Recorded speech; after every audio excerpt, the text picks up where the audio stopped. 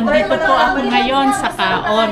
Para sa ganon, ma-interview ko naman yung iba nating crew dito na nagtatrabaho sa Kaon. Umpisahan natin sa kanilang head chef, si Chef Paul. Hi, Chef Paul! Hello po. Hi guys. Kailan ka pa nag-umpisa dito sa Kaon? I started here like a month and a half ago po. Nag-start po ako dito. Okay. Paano mo naman nalaman na meron silang bakante dito? Nakita ko po sa online po, nag-post sila sa online, then I try na mag-apply po. Then ayun po, swerte po na nakapasok po dito. Luckily po. Before Kaon, saan ka? Sa Kapila Nasima po ako nag-work.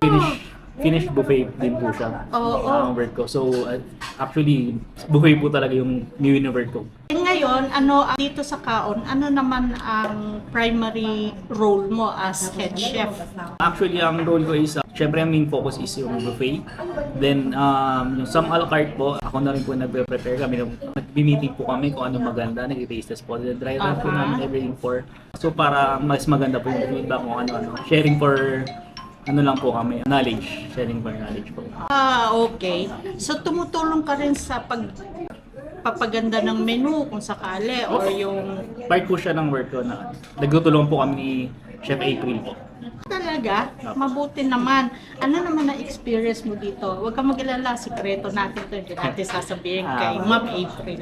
Actually dito, wala akong problema dito. Actually, para lang ako nasa bahay kasi nagluluto. Yung ina-enjoy mo yung moment mo, ina-enjoy mo yung work mo.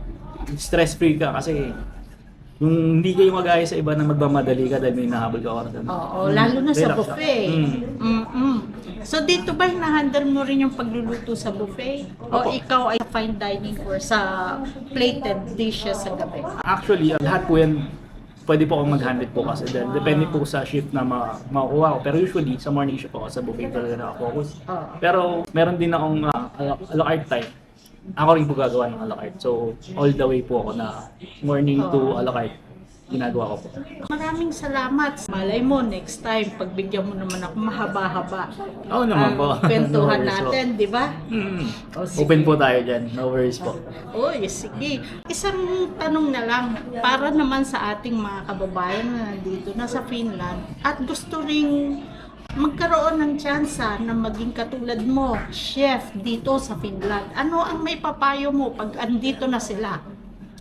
Sa suggestion ko lang po sa ganyan, advice ko po sa kanila is huwag po tayong mahiya. Pakita lang po natin yung galing natin. Tayong mga Pilipino, alam po natin na makabilidad po tayo. So, huwag tayong matakot sumubok. Normal po na magkamali or mag-fail po tayo, pero alam niyo naman po, lagi tayong bumabangon. Sa Pilipino, maritibay tayo. So, laban lang lalo. Maraming salamat. Napaka-motivating ng iyong mensahe para sa ating mga kababayan. Ito po, si Chef Paul. Puntahan niyo po siya dito sa Kaon at marami kayong makikita na or malalaman niyo kung ano ang kanyang routine or mga ginagawa niya dito sa Kaon. Salamat! Thank you po. Nice meeting you.